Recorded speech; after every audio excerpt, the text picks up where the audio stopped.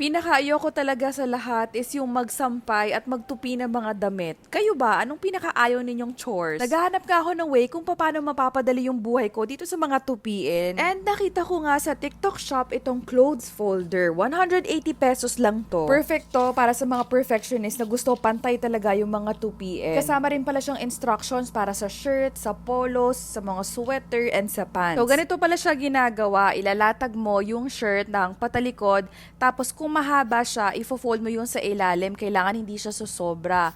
Tapos sa right side, and then sa left side naman yung itutupi and konting ayos-ayos. At may sinulid pa nga. Abaw! And then, that's it na. Pantay na siya. Ano sa tingin nyo guys? Useful ba? To be honest, medyo bumagal yung kilos ko. Pero, syempre, inaaral ko pa rin naman siya, kaya rin medyo mabagal. Pero di hamak na mas pantay-pantay siya kesa sa mano-mano kong gawa. And ang pinakagusto ko sa kanya, kung may anak kayo